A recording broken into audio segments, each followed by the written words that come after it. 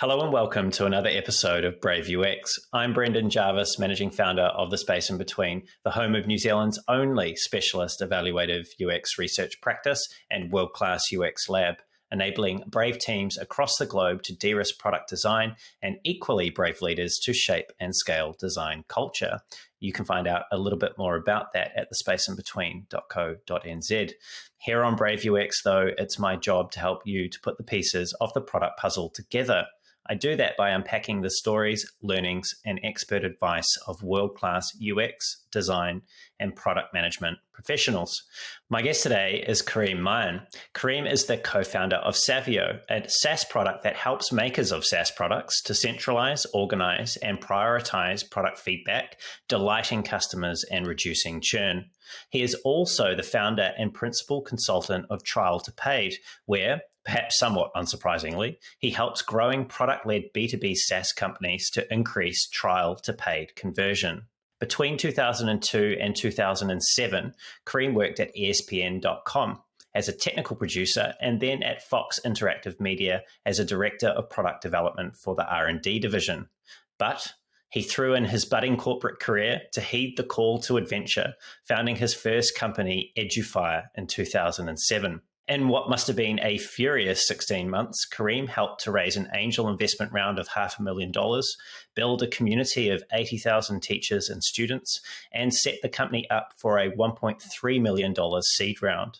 However, Kareem's fire for EduFire faded and he left the company to travel the world as a digital nomad, a journey that took him across all 7 continents. Definitely more on that soon. Since 2011, Kareem's passion for product has seen him start 3 companies, including Savio and Trial to Paid, and sell 2. If you're wondering about the maths there, the sales include CodeTree, a company that he and his partners grew after purchasing it from Derek Remer, the co-founder of Drip. Given Kareem's career path, I suspect we're in for a good set of stories today. So hold tight, and Kareem, welcome to the show. Thanks, Brendan. Great to be here. Really good to have you here. And I've enjoyed actually looking into all the things that you've been up to in your career, in particular the nomading, which we'll come to soon. I just want to touch on first, though, just your origin, I suppose, and how you got involved in this wonderful field of product, UX, design, entrepreneurialism, because I understand that you studied computer science and psych at McGill University in Montreal, and then you went on to actually start work as a programmer with an internship in an enterprise software company where you were writing programs in C. And I just want to quote something you said about that experience, which is, at the time, I didn't understand how the sausage got made. Now, one could forgive you for being, a recent graduate for not quite understanding how the sausage was made straight away out of university. But what was it that helped you to figure that out? It's interesting. I have been into computers since I was a wee lad. I got my Commodore 64 at age 12 after winning $300 from radio stations and having my dad put up the other half of the money to buy it. Taught myself to program there. And so have always been into computers and always sort of projecting forward, imagined that I would be in sort of this realm. That was 89 when I got my Commodore 64. And so I want to say it was 98, 99, I ended up at this enterprise software company doing an internship, a summer internship. It was called Backweb Technologies. It was in Toronto. And, I understood that in order to make software, you need programmers because without, the core sausage makers, the sausage is not getting made. But I ended up working in the product management group, and that exposed me. I worked as a programmer in that group making actually the first tool I built was a feature request tool to help manage the incoming feature requests from sales and CS, which is sort of ironic given what Savio does. Exactly. Full circle 20 plus years later. But I realized that, there's this function in companies called product management, and it's their job to talk to customers, to understand what customers need, to figure out what a high ROI solution looks like to build, and then to work with the dev team to build it. So I had no idea that even existed until that internship. And so that was my first exposure to sort of the additional functions beyond dev inside a software company. And you moved away from dev, right? You moved away from programming in C. I don't want to hazard a guess here, but I'm assuming that programming in C was a special experience. What was it that made you put down the code? Put down the source editor in favor of that broader role, that different role of product manager? Yeah, I majored in CS, and then I started off majoring in CS, and then I switched to psychology, my major to psych, and kept the minor in CS. And part of the reason there was because CS was very theoretical. And so, at that point, I sort of looked around and said, what else is there? And I said, this sort of understanding how and why humans do what they do is super interesting to me. And so that was sort of the background. I went into my first job at a company called ALS.net, which was a nonprofit biotech trying to find a cure for Lou Gehrig's disease. And I found one day I was, Googling to find something, and I ran across Joel on software.com, which was Joel Spolsky's blog, who went on to found Trello and Stack Overflow, and, devoured it in a night. And, he had written a book, or was just about to write a book called Usability Testing for Developers. And that made me realize, it's not just about what it does, but it's, the Basecamp, the 37 Signals guys later on popularized this, this notion of the interface is the software to people, to the end user. And so that was always kicking around in the back of my head, and, influenced.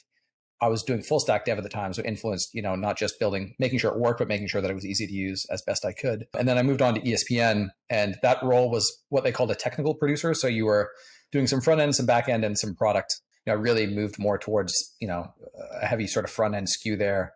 And then, it just sort of took naturally. Like, I still code today in Ruby on Rails and Python and Django, but I will still, I bias towards making things easy for users to do to get their desired outcome, such that there's alignment between that and what the business is trying to accomplish, what the business goals are. That's interesting, because you also coach product managers, as far as I could tell, and having that hands-on practice still of being in the code and writing the code, and also being a founder, right? And you being quite close to, I would imagine, to the product feedback that comes in on Savio, that would give you a unique perspective for adding value to product managers that may not be quite as connected or close to both the engineering and the customer.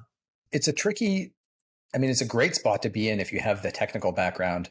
A lot of folks, don't. Like, when I coach, I don't do a lot of coaching anymore, but when, historically when I've coached PMs who are not technical, I say, that's fine. You have a compatriot on the dev side. You should have an engineering manager to work with to help you sort of shepherd and manage those folks. So your job should really be about deeply understanding the customer better than anybody else.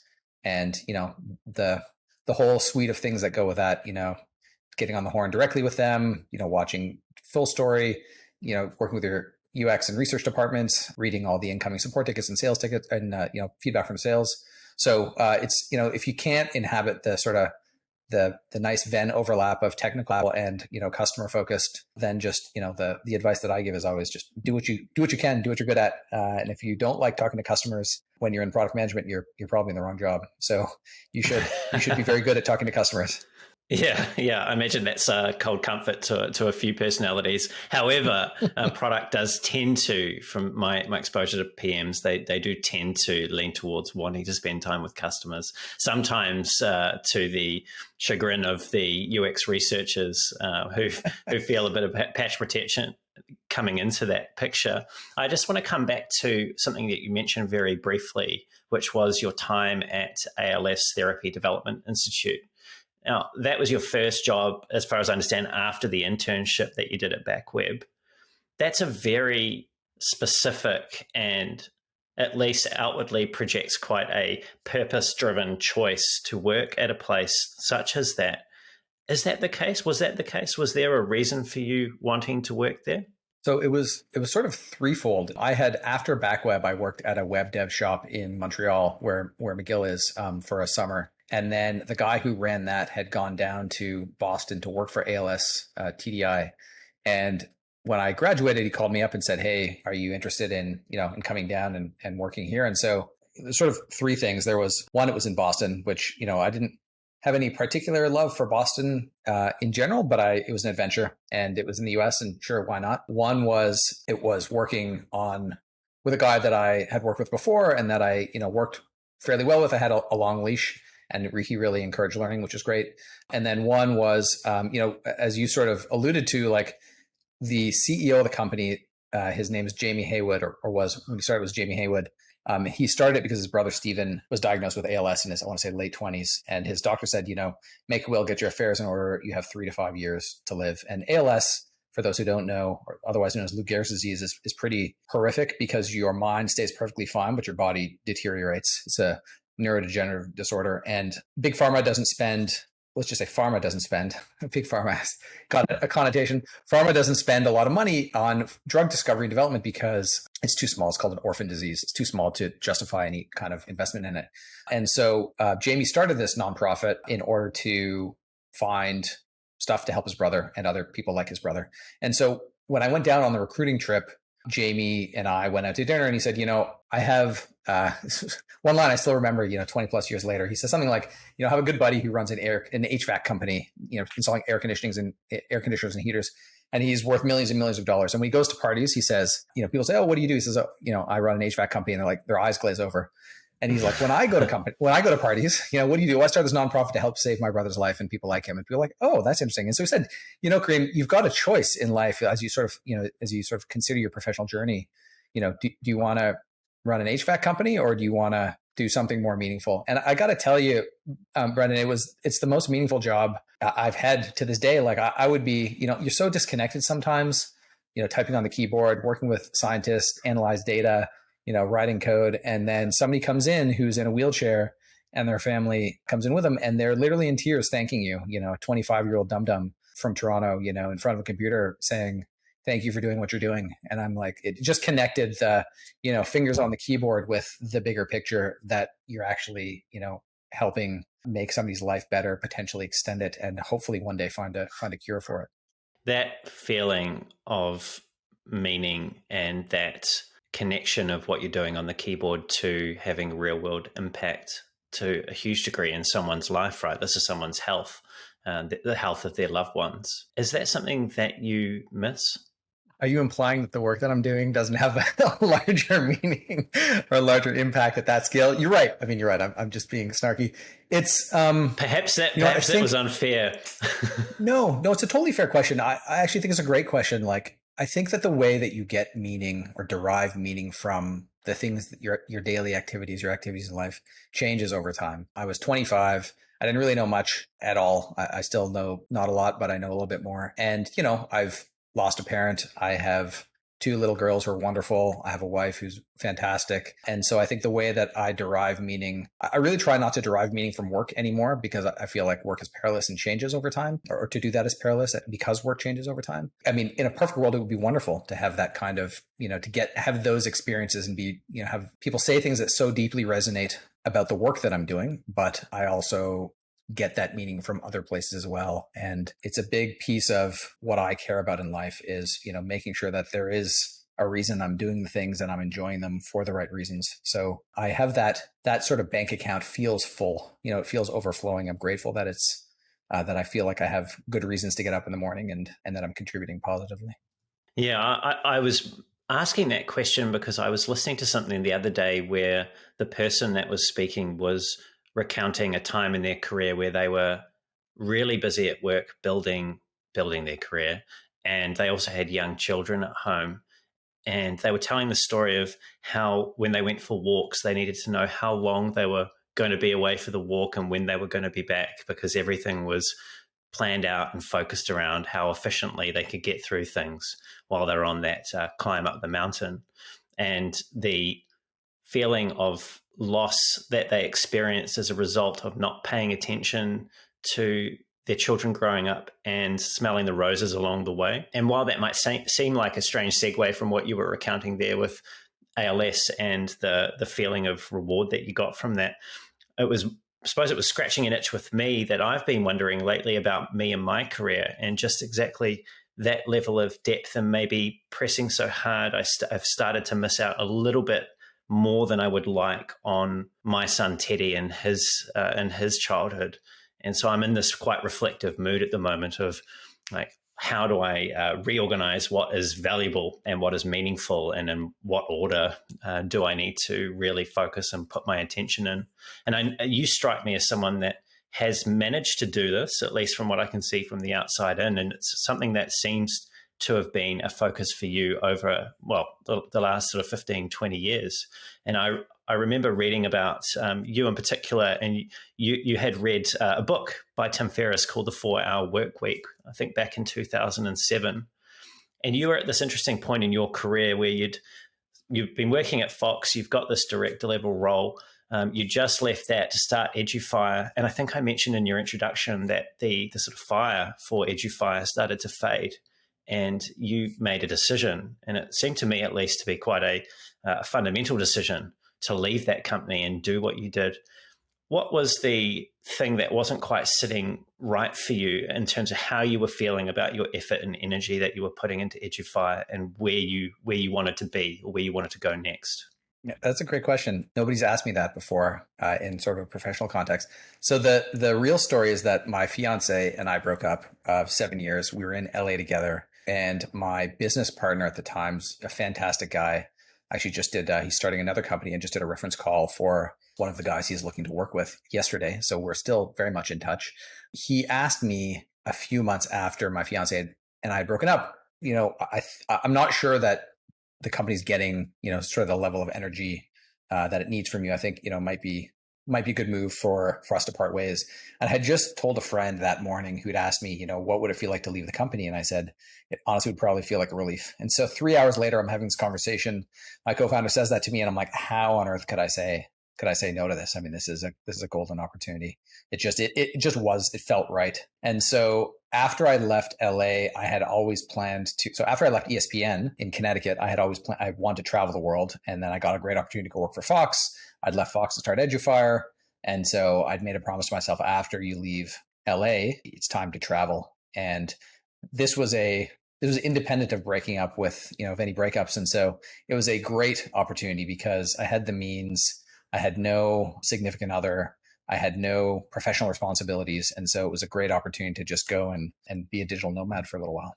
I heard you being interviewed around about this time that I think you were a digital nomad at the time, and you were challenged by the interviewer about your decision to leave. And you didn't go into, probably because it was still quite raw, I'm imagining. You didn't disclose what you just disclosed there around breaking up with your fiance. But the interviewer challenged you about the decision to leave and whether or not that if you'd stayed, you could have pressed on through the time that wasn't fun and gotten to a different or a better outcome. And what you said was really quite remarkable. And I wanted to ask you about it, and I'll quote you now. You said, "It depends on what the goal is, what you're trying to accomplish. The businesses I'm working on aren't businesses that are going to be billion-dollar companies. They may not even be million-dollar companies. They probably won't, but that's okay for me right now. It depends on what your idea of success is."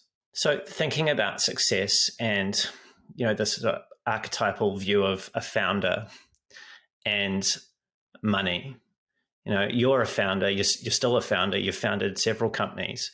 If success isn't about the money, what is it about? I think if you look at people who are successful financially, and I've had conversations with many, there's sort of a period for many of them, not all of them, where they go and enjoy life. They buy a boat, buy a nice car, buy a vacation house, travel first class, et cetera, et cetera. But after that, they got to still do something with their life, right? And you could live a life of leisure, but they've sort of earned their freedom to control their time, their energy, and their attention, where they deploy that, where they spend that. To me, that's what it's about. I don't want to have to hit a home run or, win the lottery or the entrepreneurial lottery in order to do that. And so, in our pre-interview, Brendan, we were talking about how I, went to the sauna today because, I was really sore from playing tennis in the last couple of days, and it relaxes me and it's great. It gives me time to check out and be away from a screen. And so to be able to do that, which is such a tiny luxury, like anybody could do that pretty much who's got a white collar job. To me, I consider that to be the goal. Like, how do I spend my time? How many people do I have to ask for permission about how I'm going to choose to spend the 24 hours a day, 7 days a week that I've got? Like, life is so short. And, I think back to your example about being efficient on your walks to get all of the stuff you want to get done. Like, my dad passed away a few years ago, and you take nothing with you. Like, all you leave behind are the memories of you in the people's heads who are still alive, who are still around after you go. That to me that event obviously was impactful, losing a parent, but it sort of makes you reconsider, like, what is the goal? What am I trying to accomplish here? And, sort of financially, it's to earn your time. But I think that, this sort of Tim Ferriss model, you can earn your time and freedom and energy without hitting a home run, right? Like, you can, if you like the work that you do, which I very much do, you can make a good living and make a good life, have happy customers, happy clients, and still be able to go, to the sauna for an hour on a Tuesday afternoon. This notion of, I suppose it's lifestyle design, but it's actually more than that. I mean, we're reaching into the depths of psyche here in terms of how we see ourselves and what constitutes being a success. And of course, we're bombarded with messages in mainstream media and also on social media as to what that looks like for other people, supposedly. Something that I've thought about a lot as well recently, and I remember watching a talk, and I'll have to put the reference in the show notes because I can't quite remember, but this question of how much is enough came up. And I'm not sure, I'd be interested to see if this has come up for you as well, but this question is not a question that very many people appear to ask themselves. So if you never put an upper bounds on what enough is, then you'll always continue to strive for more. And that sort of feeds into that workaholism that is sort of inherent in, busy founders and work for people that work in the spaces of which we occupy. Is that a question, how much is enough, that you have purposefully sat down and thought about, or have you framed your freedom in terms of going to the sauna and what it takes for you to get to that point in a different way? Yeah, I don't really think about how much is enough. I mean, I know that what I have is enough. Like my dad, so a little more context. My dad grew up in India. He came to Canada in the late 60s when he was, I don't know, mid 30s probably.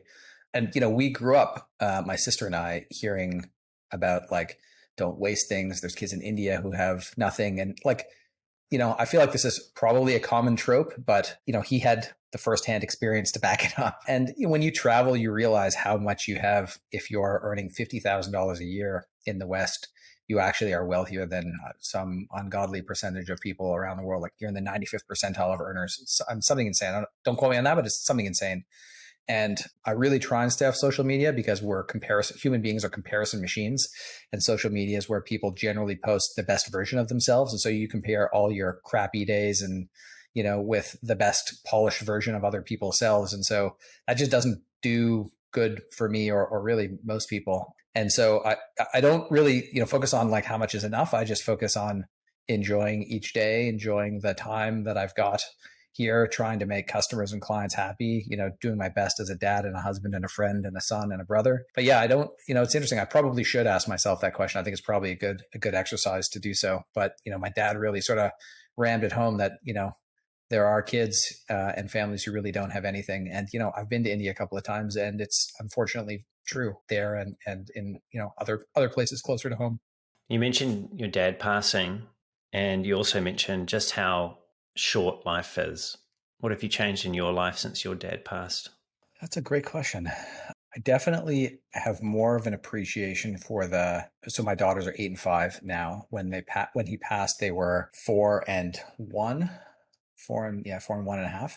So I definitely have more of an appreciation for, as great as it can be and as challenging as it can be, the early stage parenting. And really, knowing that my business partner said this to me. He's got a couple of kids who are older. He said, my son is, I think he's 13 or 14 now. He said, he's not a kid anymore. He's not a baby. He's not going to be that cute little boy that he once was. And that's never coming back. Like, he's only going one direction. That's older and wiser and adultier. And so, that really stuck with me to really try and enjoy the time with my kids. I think financially, or like financial goals, financial intentions is probably the right term. Like, I really wanted us to be comfortable as a family, and we are there now. And, barring any egregious health, concerns, we will continue to be there. And so, when my dad passed, it sort of shifted my focus from earning more to, let's make sure we're comfortable and set up. And you can spend some of that time on what it is you want to do, right? Like, if you've earned your freedom, so to speak, you can choose not to earn, and you can choose to spend time with your young children while they still want to spend time with you. So, I mean, I say those are sort of two things that I've changed since 2018 when my dad passed. The impermanence of it all really does bring into focus what what matters most. And, you're talking about your friend and his son, being 13 and you wanting to invest more into your girls growing up and trading off that time you could spend earning extra to the time you could spend experiencing the world with people that are going to grow and change and leave and travel and, not be there. That's something also that I've been keenly aware of with Teddy. And I can't help but, who's my son, I can't help but wonder when the day will come when he doesn't want me to cuddle and kiss him. And it's a day that I know will come because we all have to sort of fly the coop and, sort of get outside of our parents' sort of domain. But that for me is that focus. That's the thing that I keep coming back to, and why I'm sort of actively, like you, making decisions now more around optimizing for time spent with loved ones as opposed to time spent working. So thank you for sharing about your dad. It's really... Yeah, for sure, Brendan. How old is Teddy? He is 4, just turned 4. So hopefully got a few more years of kisses and cuddles yet. Yes. Yeah. Absolutely. I just want to come to this, go deeper into actually this notion of how we spend our time, and something that you said, coming on 12 years ago now. I'll quote you in a second, which I feel is interesting still to go into and potentially still relevant. And I'm interested to see how your perspective, if it all, has shifted. And that is the thing that you said was, I don't subscribe to the notion that you need to work 60 or 70-hour weeks, week over week over week. I think you burn out. I don't think it's productive. I don't think it's sustainable. I think it's actually a pretty ridiculous way to live your life. So like I said, that was 12 years ago, right? So this is a younger version of Kareem. And now we're in 2022. So this was back in 2010 or thereabouts. How successful, given how addictive work can be, how successful have you been at maintaining that boundary and avoiding burnout in the 12 years since you said that? I'd say very. If the definition of success is not working 60 or 70-hour weeks, I really try and max out at 35 to 40. I mean, I find I'm 45, and so I definitely had more horsepower, more bandwidth when I was younger, but I'm not sure that the work was as productive. Like, it's sort of that apocryphal story about the foreman who retires from the factory after 25 years, and the factory stops working, and they call him in desperation, and he walks around and marks an X with a piece of chalk by a hole and says, put a bolt there. And he sends him an invoice for $1 million. And, the 2 line items were bolt, $1, knowing where to put the bolt, $999,000. You mature, you sort of know, where to spend effort. And so anyways, I digress. I really try and focus on, I have less horsepower as somebody who's 45. I feel like I'm more efficient at getting stuff done, getting the right stuff done, getting the important stuff done that's going to move the ball forward in whatever business task I'm trying to accomplish. But it's funny. I haven't listened to those interviews, I think, ever, the Mixergy ones. And it's funny to hear that as you're quoting me to me, I'm like, that's still actually pretty on point. I do think it's a ridiculous way to live. Like, you can live well, if you're strategic and smart about implementation, you can live quite well on, I've seen people do very well on 15 to 20 hours a week, and do what they want to do with the rest of the time, whether that's work more or whether that's fish or travel or spend time with kids or whatever. So long-winded way of saying, yeah, I think I've been pretty successful at that approach. And whether other people consider it successful, sort of a different question, but for me, it's worked out. So let's talk about digital nomad. Being a digital nomad, you traveled the world, and I think I mentioned in your intro, you ended up going to all 7 continents. So it was quite a wide-ranging journey that you went on. How old were you when you left to do that, and how long were you away for? So I left in 2008. So I was 31, and I was back in 2010. So 33. So a good 2 years. And I think I recall reading that you did the entire trip on less than $30,000 US. That's certainly possible. It was a long time ago. Yeah. I mean, I had the advantage of earning USD, and I chose on purpose countries that were not expensive to live in at the time, but had decently high qualities of life. So like Argentina was great. I was in Budapest for 4 months, and Budapest wasn't on the euro, it was on the forint. So your dollars went very, very far, and it's still an Eastern European country that was fairly westernized. So yeah, I don't recall the exact number, but it's definitely doable. I think probably even more so these days with with like airline travel rewards and such. I think you could really, that's a big, that and housing were the two big costs. And so if you can reduce one of those pretty low, you can, I think, go pretty far even in 2022. And is it true that you only set out with a backpack and a laptop? Yeah. I mean, I'm a big fan of experimenting with real life changes before committing. And so I did a 3-month trip to Buenos Aires to visit my buddy Noah. And I had a big bag, and I then decided to ditch that big bag and bring just a carry-on bag and reduce everything to, if it didn't fit in there, it went. And so I ditched my 12 books and bought a Kindle because Kindles are easy to transport. I had, I think 3 boxers and 2 t-shirts, and I just shower and wash one of them every day in the shower with me. So yeah, I mean, it was a very actually nice minimalist lifestyle. It was very refreshing. Yeah, I look back on that fondly. Now, you went to, as far as I understand, Antarctica. What was that the most wild place you went to? What stands out from your travel as like the most wild experience that you had? That's a great question. I mean, definitely from a nature perspective, it was incredibly rugged. I mean, one of the reasons on the expedition down there, it's about a day and a half to cross the water from, it's called the Drake Passage, from Argentina to Antarctica, having some chats with the other 80 guests on the boat. And, we were like, there's probably been less than 1 million people who've ever set foot on the place that we're going to set foot. Like, that's pretty insane.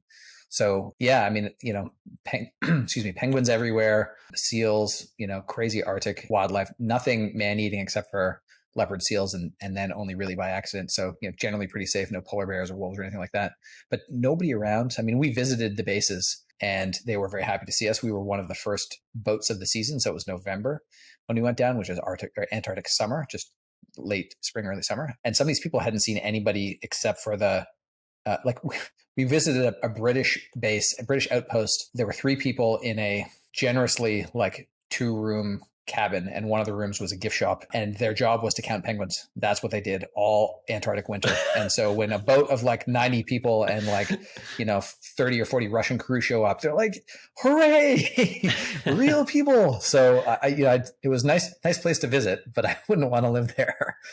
Yeah, you said there were 3 of them. There were probably 7 of them when they first started the season. Yeah, they had to eat the other 4. Yeah, I can imagine.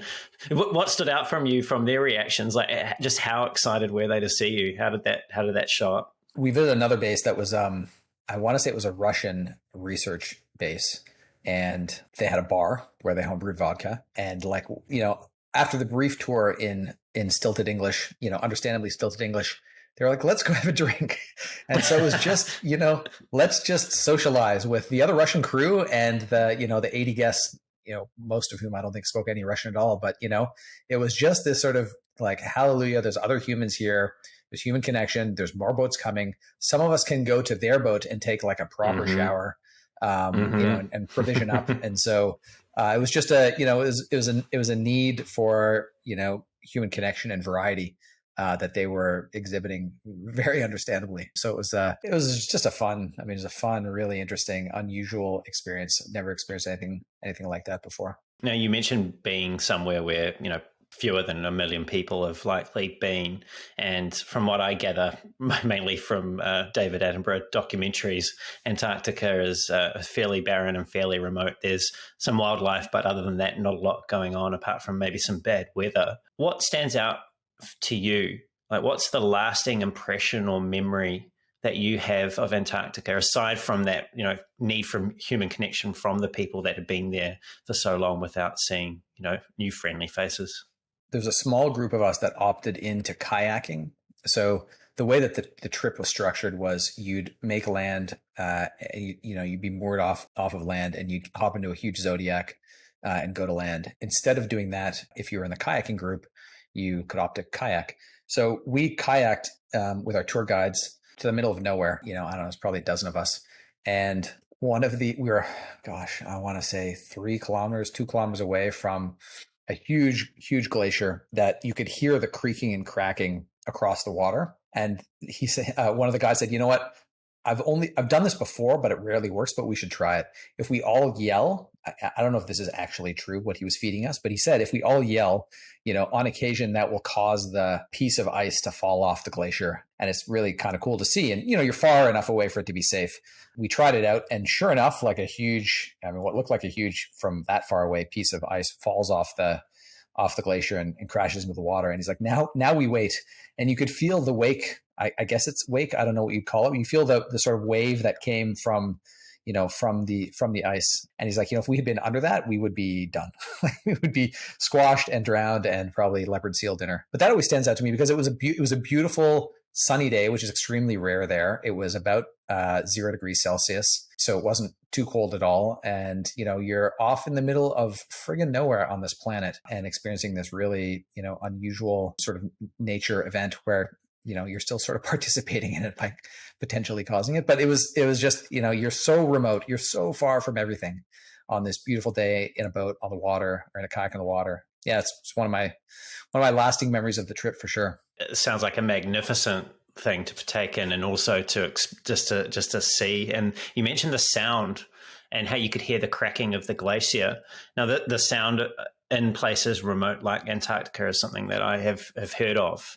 Just how alone you are with the environment. I remember someone who'd been to Antarctica telling me that when you're sleeping, and because it doesn't get dark there all the time, you can hear every step on the snow outside, and it's like it's right there in your head. It's so loud, and just that sense of, I suppose, magnificence of the environment, of being somewhere where so few humans have been, and all the noise that we have in our cities and all the other things, our devices, just doesn't seem to follow you to that kind of place. Yeah, it gives you some perspective because, this is I think it's 08 or 09. Devices weren't as ubiquitous as they are today. The iPhone was out, but I'm not sure the App Store had been launched yet. I had an old Nokia tiny little phone, or I think at that point I had the Windows phone. It is also it just gives you a sense of perspective. Like, there's just so few people here. The planet is so big and so raw and so rugged in certain places that, it puts you in your place. Like, if everybody were to disappear and the boat was to disappear and you were left there by yourself, you wouldn't last very long. We sort of build up these artifices to protect ourselves from the outside world, which I think is good and healthy. But truly, if it's man or person versus nature, you're probably going to end up on the wrong side of it, more often than you'd like. Sounds like you've developed a healthy respect for nature as a result of this travel. There's some sort of romantic notion of this, isn't there, of being a digital nomad, of throwing caution to the wind and setting off on an adventure like this. And you've said something about this, which I'll quote you again now. You said, it's the ability to say, where do I want to live? And if a better opportunity comes up, there's nothing holding me down to a specific location. So that's the romantic nature of this type of adventure that you went on. What were some of the less romantic aspects of living this life? Paying the bills, right? Like, I wasn't traveling on savings. I had a consulting gig, and, the Edufire, which we started in 07, was remote from day one. So I've always, for the last 15 years now, I've operated that way. And so having a gig that, a long time ago was comfortable with its team working that way was super important. But, you've got the daily realities of living. Like, I need to do my laundry, and I'm living in a place where I don't speak the language. And it's possible the laundromat, because I don't have laundry in my building, will, they'll speak Hungarian, and we'll have to figure it out, how it's going to cost, when am I going to pick it up? Don't muck up these wool shirts, don't put them in the dryer because they'll come out, doll size. But, it sort of depends on what you envision as digital nomad. Like, to me, it was always about working while I was living elsewhere. And it wasn't so much like hopping around 5 days here, 5 days there. It was finding a home base for 4 or 5 months, 6 months, and then maybe taking weekend trips. But like, your day to day was normal. You're just living in a different city and experiencing a different city, culture, language, people, food, etc. Why did you come home? I came home for the 2010 Winter Olympics in Vancouver. I went to the 2002 Winter Olympics in Salt Lake City, which were amazing, and I wanted to experience that in my home country. So I was actually in New Zealand and ended up coming back to Vancouver for that. Did a couple more. Vancouver became home base. My girlfriend, who became my wife, was from there. We did a couple of other trips. We were in New York for 4 or 5 months. We did a couple of other sort of extended trips as well. But since then, since sort of late 2009, early 2010, Vancouver was the home base. And then, kids get into the picture and things just become more complicated. And frankly, like my desire to travel right now, even pre-COVID is getting back up there post-COVID, but even pre-COVID, I was like, I've got 2 kids. They're 5 and 3. Traveling right now is just not fun. So this is just a phase. And, the next step will be showing them the world and showing them places that I like and cities that I like and, experiencing things that I take for granted through their eyes. So that will be the next thing when they get of age. Yeah. And what a fun time that will be. When you think back about your travels and you think back about who you were before you left and who you were when you came home, how would you describe that shift if there was any? Boy, that's a tough one, man, because it was so long ago. There was definitely a sense of doing things that I thought were difficult, putting myself out there. So here's an example. So I never used to I always thought eating alone or going to movies alone was not weird, but I was like, that just feels really uncomfortable. You're not an only child then. I've done plenty of that being an only child. Well, you learned the lesson much earlier than I did, much younger than I did. But I remember, you have to eat alone, right? I was in India and I remember walking to a restaurant and bringing my Kindle along and, chatting with some random kid who just came up to me and started chatting, wanted to practice English. And it was great. But I remember coming back to Vancouver the next morning, going out for breakfast by myself to a diner and sitting there and being like, I wouldn't have done this 2 years ago. And it's such a small, silly thing. And I really enjoy it now. But, it was being more comfortable with things that were once uncomfortable and now in the grand scheme of things are so trivial. So, I mean, that was definitely, I just think you challenge yourself and, when you travel, if you want this experience, for me, it was important to sort of create that part of the experience was to just do things that made myself uncomfortable, participate more in life and be less of an observer. That was something that I sort of tend to stand back and watch things and learn the system and then jump in. But I did a little more jumping in earlier on, which made myself uncomfortable, but was great. Yeah. I don't know. It's a really good question. I may think back on that one, reflect on that one a little bit more. Never really asked myself that one before. You described it at the time while you were traveling as a need to challenge the assumptions that you'd grown up with as a person growing up in North America. And what were the assumptions you felt the need to challenge? A lot of it was around work. So we just come off of Edufire and the expectation was you're going to work super hard and 60, 70-hour weeks, which we did to run through walls. But, sort of stepping back, you have to ask yourself, why were you doing that? Well, you had a limited runway from the money you'd raised, and then you had to raise more and had to raise more and had to raise more. It was sort of this treadmill, right? And if you look around at a lot of businesses that are not software-based, there's a much more stable, sustainable path to growth and success that isn't always turbocharged by, needing more VC money or more investment. And so also just I'd run or started one company and got some degree of, moderate success. And so it was like, well, do I really need a job? Like when I left Fox to go to Edufire, we had raised, I want to say 250 of 500. We weren't guaranteed that we're going to raise the 500. I was making 137 grand at Fox and at Edufire. If we raised the subsequent 250 to get ourselves up to 500, I think we paid ourselves 54 grand. And I was like, man, this seems like a crazy financial decision, but if Edufire completely blows up and I want to go back to Fox in a year, will I be able to? And I was like, yeah, of course, I'll be way more valuable, having had a year of really trying to make it work as a founder. And the money is just, an investment in accelerating that learning curve. So, well, let's shift gears now and talk about your consulting. What I'm framing as your consulting practice, Trial to Paid.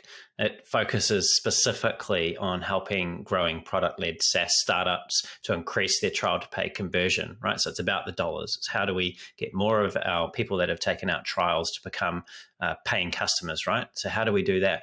Why did you decide to focus on such a specific thing?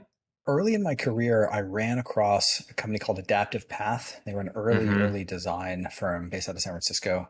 I was at ESPN at the time, and I ended up hiring an analog of theirs called Creative Good. They're on the East Coast, and ESPN was on the East Coast to do some work for us. And they through the power of effectively usability tests, they sort of uncovered some insanely profitable insights around conversion. I was working on ESPN's fantasy football product. People would sign up, they'd get to a conversion page, and the conversion page gave them no good reason to convert. The reason was something like, if you convert, you'll have a paid league. Well, what does a paid league get me? Do I want that? How much does it cost? So this was 2002, 2003. I did a little bit of work for Creative Good and learned sort of their methodology and ran a bunch of tests and saw how powerful it was. And, sort of fast forward to when I really honed in on trial to paid the middle of last year, I was trying to decide what to focus on. I sort of made a list. I had 13 different services people had paid me for: product coaching, being a line PM, product strategy, executive coaching, around building good software, building MVPs, trial to pay conversion. And I knew that I wanted to work with product-led SaaS because I know it. I've been in it for over a decade. And there's really 5 levers, right? There's acquisition. I wouldn't say that's a weakness, but it's not a strength. There's activation, which is getting people to sign up for a trial. There's conversion, which is getting people to pay. Then there's retention, getting people to stay. And then revenue, getting people to pay or pay more. I think there's a referral in there too. I'm probably screwing up the pirate metrics. Apologies, Dave McClure. But the conversion piece was really, I wanted to do something that's directly tied to revenue, something that I had a lot of experience in, something I enjoyed, and something that I was good at. And, I'd done a lot of UX work around improving onboarding, improving customer experience. And I'd developed a little framework that I had used with good success on companies of my own and with a few clients before. And so just all the pieces sort of fit. And I ended up, it's great validation. I was working with a coach named Kai Davis, who's awesome. And we rewrote the website.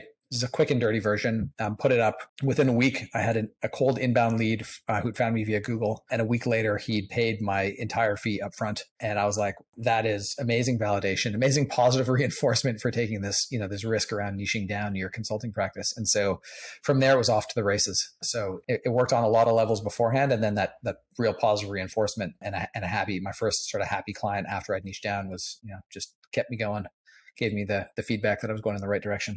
You talked about there being a perceived risk around niching down, right? Around not doing the dozen other things that people have paid you to do over time. And that validation of that first paying customer paying you up front. That must have felt really good, right? Like you said, it was really nice validation for it. Has it paved the way for you to go deeper into the specialization, realizing that, you're giving up some things, but you're also gaining others? Like, how has this changed your perspective on what it is that you do in a consulting capacity?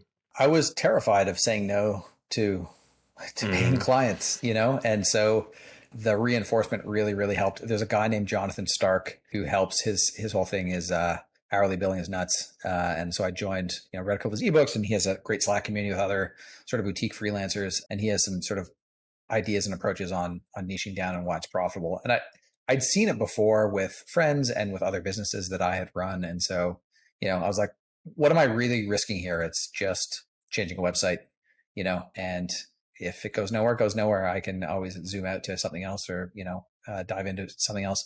But my initial approach after niching down was get a handful of good case studies, testimonials under my belt. If the gigs go well, talk to them about who else they were evaluating and what their pricing, what those other options pricing was like. And so, just getting candid feedback from the market is super useful. How did you find me?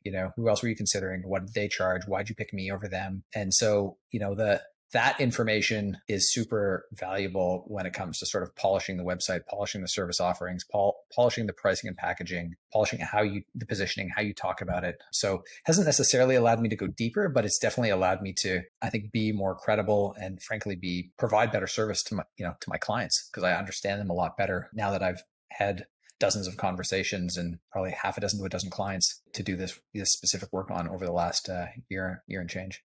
You've chosen the specific area of product, helping people, which seems to me to have quite a large role in terms of their onboarding, like how they're structuring that journey and supporting people through that journey to become then a paying customer. Given that we're in 2022 and you've been doing this, you said now for over a decade, right? You've got some significant experience in this space. Are you surprised that there's still a market opportunity for you to provide services to solve this specific problem? I mean, yes and no. So yes, because creative good steeped me in sort of this customer first thinking for 2 decades. And I've seen how powerful it can be. And it's blindingly obvious to me that when you're solving a business problem, start with a customer. No, because onboarding specifically is usually cross-disciplinary and spans, could be marketing. There's an element of product marketing. It's definitely product. There's some customer success in there. And so it's hard to get everybody on the same. A lot of what I do is just getting the teams on the same page in a room and talking about who is your customer, what is their desired outcome, what does an experience in your product look like for that segment of customers? How many segments of customers do you have? Which ones are most important to the business, right? So getting all that information on the same page. And so having a consultant do that really helps carve time out of people's busy schedules to get in the same room and talk about that. And then, there's an element of UX specialty, that you need to know product. It helps to be technically minded because you can think when you're sketching out wireframes, you can think in terms of implementation cost, rough implementation cost, right? And so if you have two versions, you probably pick the cheap one if you're going to get, if it's going to get you where you need to be. And so, it's a bit tricky in that it's cross-disciplinary, and a lot of teams just don't have the time, bandwidth, or skill in one person or in people who are going to work on this problem. So it's, I was frankly surprised, like just Googling for like SaaS onboarding consultant, SaaS onboarding audit. There are very few options out there. This is, when I decided to niche down hard last year, and I was like, this is weird because every SaaS company needs this. And if there's no, like when I see competitors, I think opportunity. Oh, the market is big enough to sustain, a bunch of people who are doing this. But I didn't see any or didn't see many. And I was like, gosh, this is not good. This makes it riskier. Yeah. But I'm either onto something big here or I'm onto nothing at all. Exactly right. But, I also reminded myself that I've been doing product-led SaaS for over a decade. And so this way of seeing the world is normal. I think this is maybe not normal for a lot of folks too. So yeah. You spoke about the need to get people on the same page, to achieve that clarity across the different divisions or aspects of the company that are working on delivering the product and serving the customer.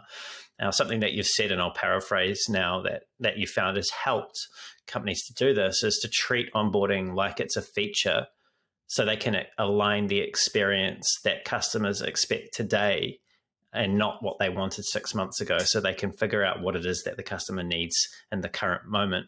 So how do you find out what that is? How do you find out what the outcomes are that the customer is actually seeking from the product at that very specific stage of their relationship with the company or the product that they're using?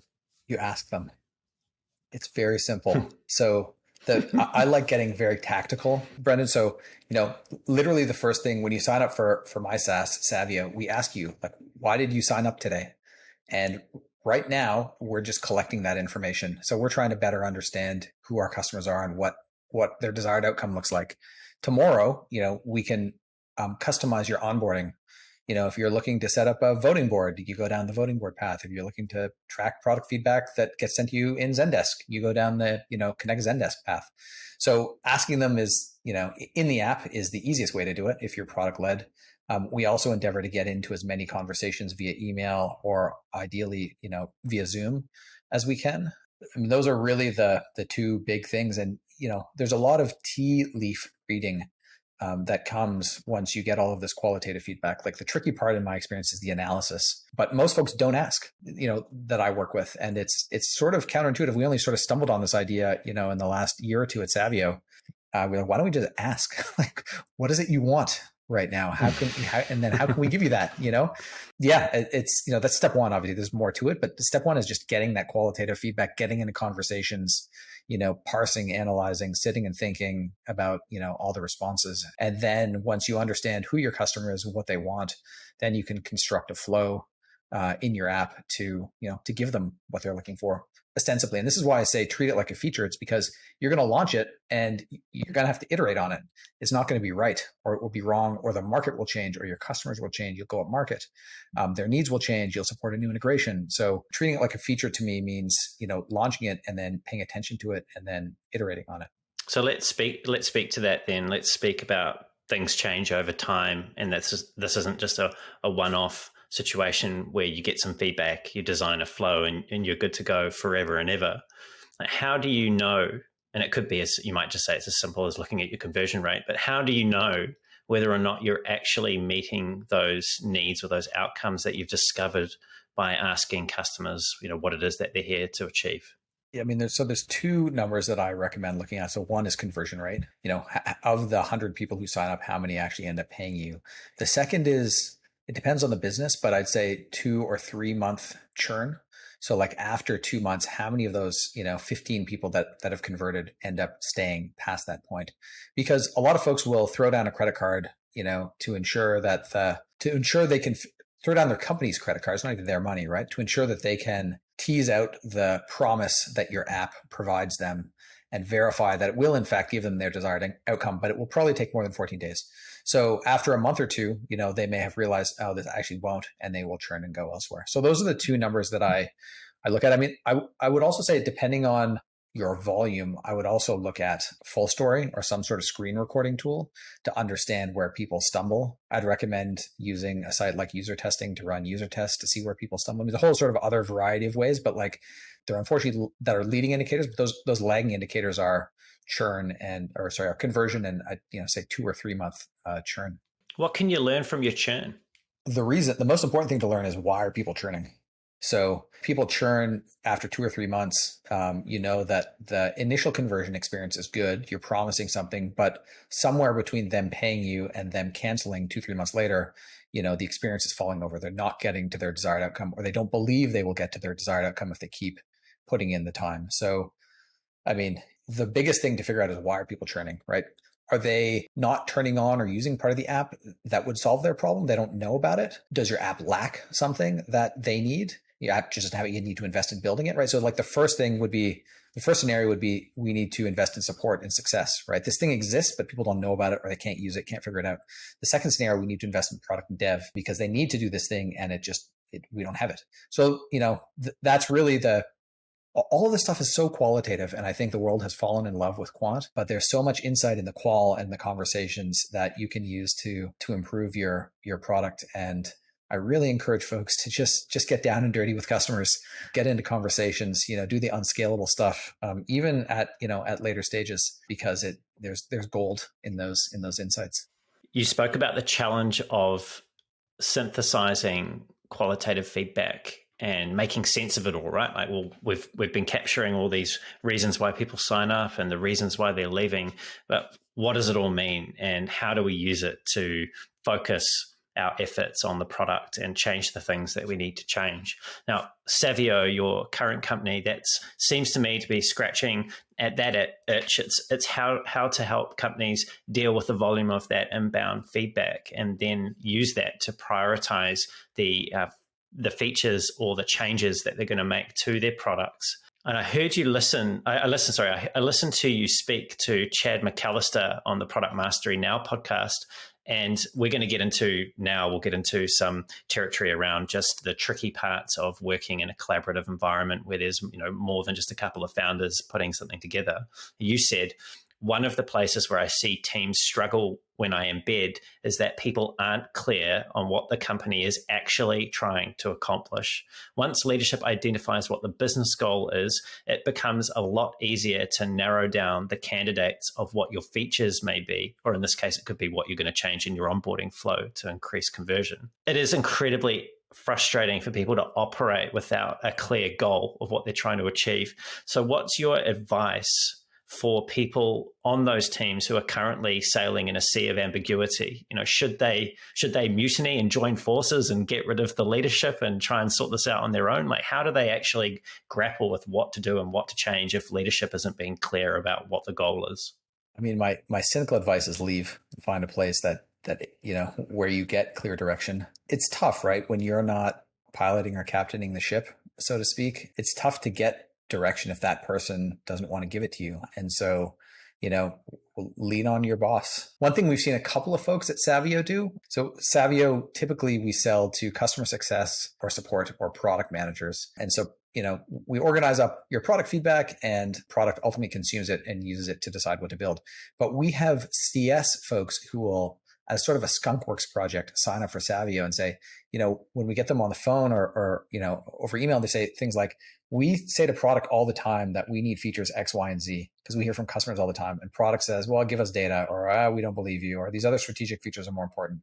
And so they use Savio as a way to basically build up the evidence to show to product, to convince product that they're, that what they're saying is true. You don't have to do that in a product feedback scenario. You can do that in any scenario, right? Like if you want to stay and fight and you have I would say build a theory as to what you should be doing, and then go gather the evidence, and then go present it to somebody who can, either make the decision to back your case or not, or to somebody who can influence the decision to back your case or not. I mean, that would be the sort of stay and fight scenario advice that I would give to somebody is don't just sit there.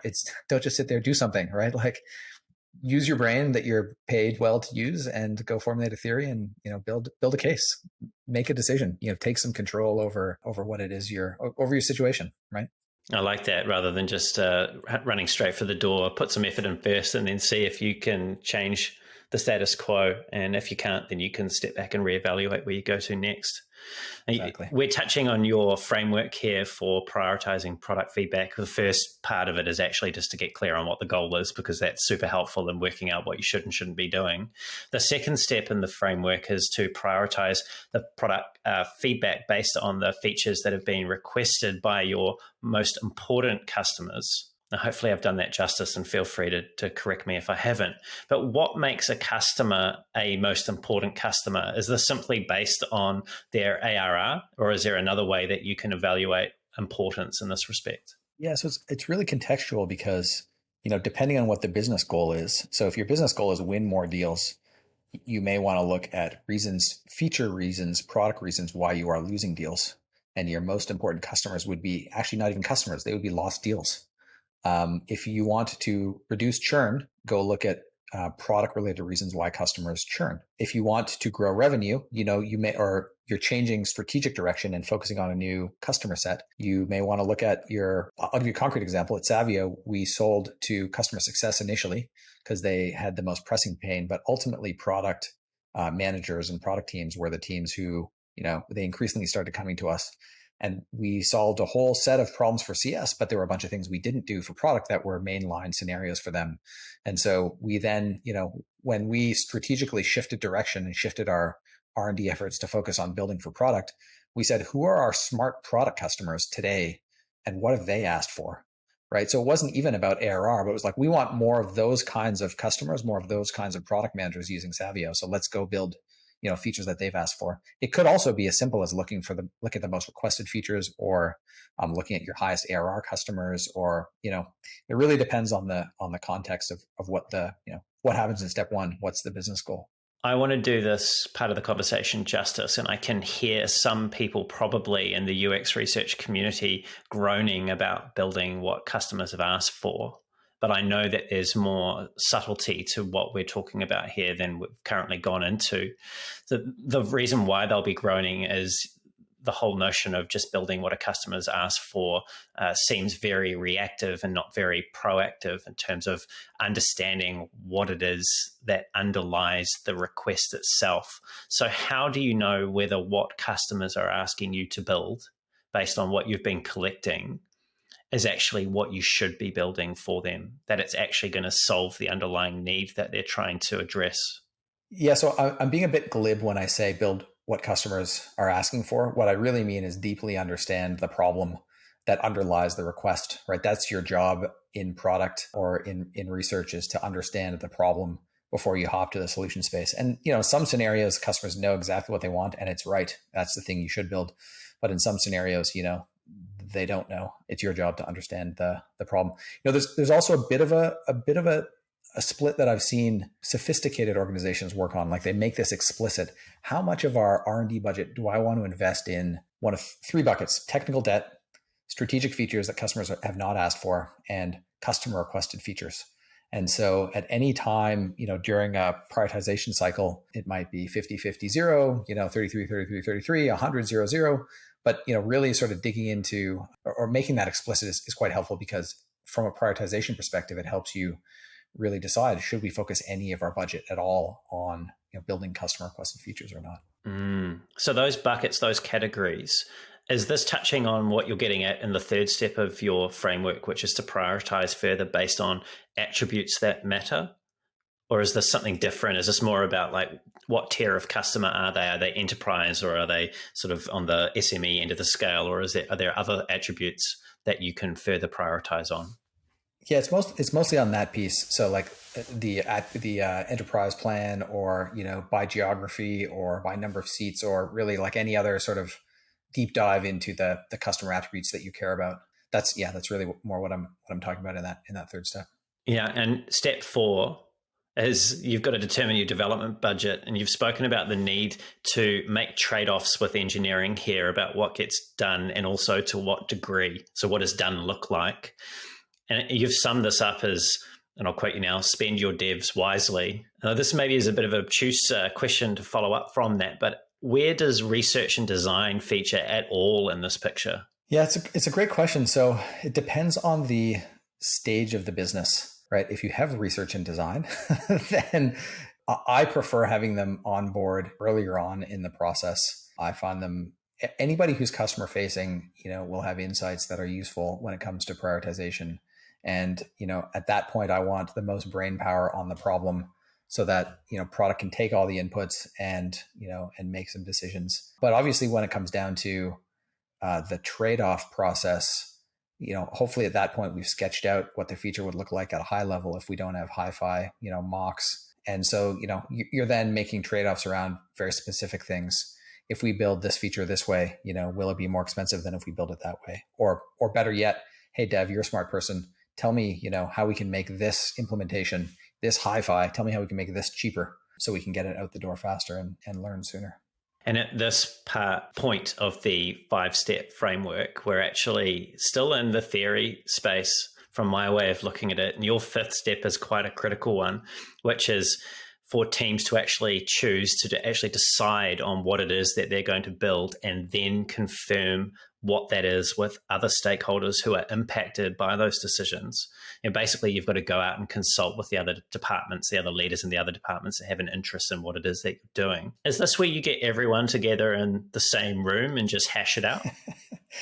If you take that approach, my experience suggests that you'll be unsuccessful. The more successful approach that I have learned the hard way, unfortunately, is going and having one-on-ones with, the head of sales, the head of CS, the head of, any execs that need to be on board, so that the in-person meeting is, in a best case scenario, rubber stamp from everybody, because you've already sort of had the difficult conversations, made the trade-offs, explained your trade-offs, possibly done some horse trading, because there's reality and there's practice. And the reality is that sometimes you have to horse trade and make decisions you don't want to make or build things you don't want to build because you're not in charge in some situations. So yeah, the stakeholder piece is always tricky. That's, anything that involves people is messy.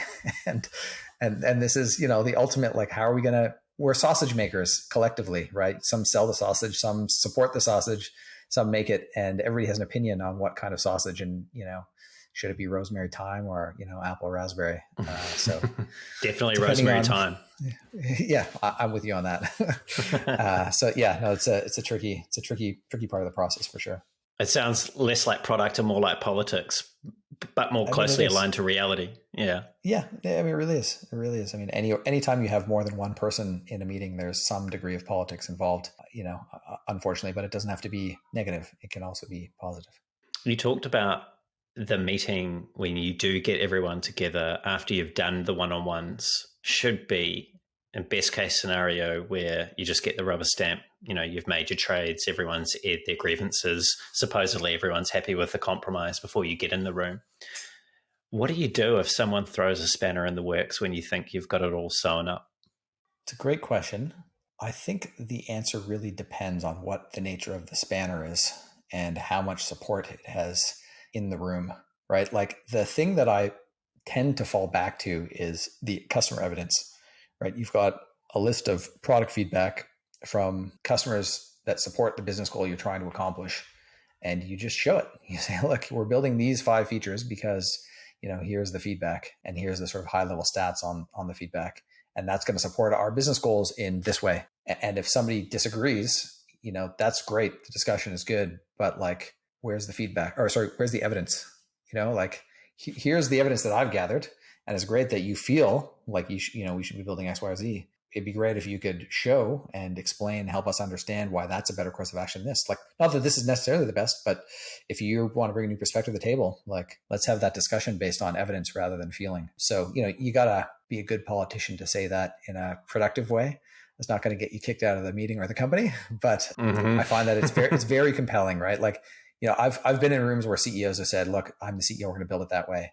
And I see the sort of disgruntlement on behalf of the team who have, gathered the evidence, and the CEO saying, I'm using my CEO silver bullet to veto this. And you can do that as a CEO, but you can only do it so many times before your people are like, well, what am I doing here anyways? Like, what's the point of all these activities, 100%. gathering the evidence? It just doesn't make sense.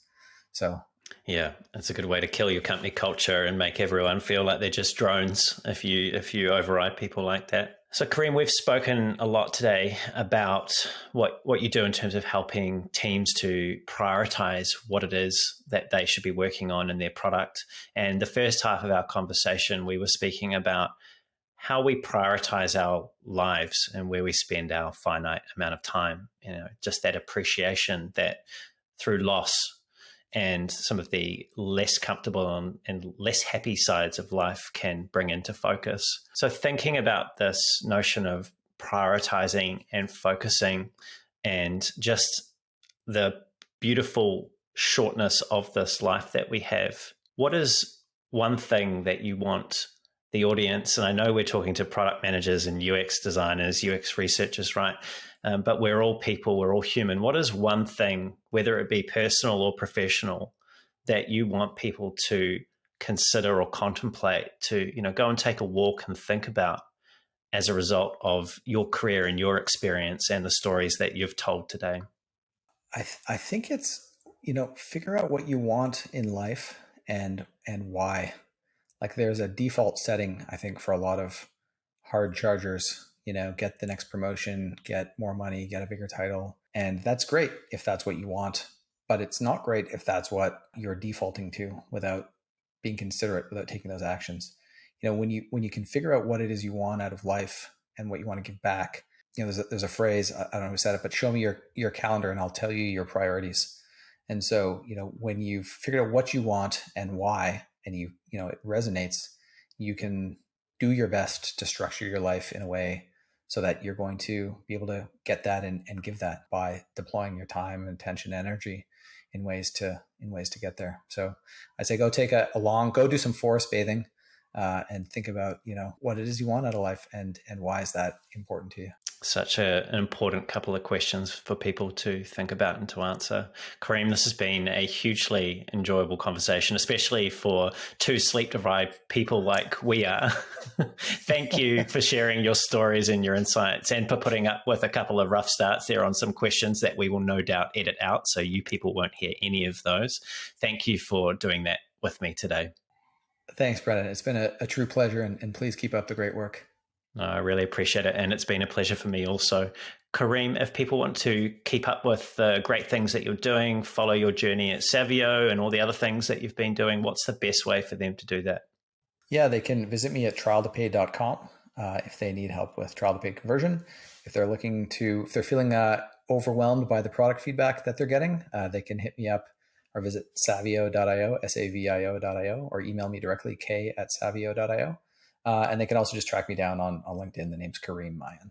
Perfect. Thanks, Kareem. And to everyone that's tuned in, it's been great having you here as well. Everything we've covered will be in the show notes, including where you can find Kareem and all the great things that we've spoken about. If you enjoyed the show and you want to hear more great stories like this with world-class leaders in UX design and product management, don't forget to leave a review on the podcast. Those are very helpful. Subscribe and also pass it along. If there's one person, just one person that you think would get some value from hearing these kind of conversations at depth, please share the podcast with them.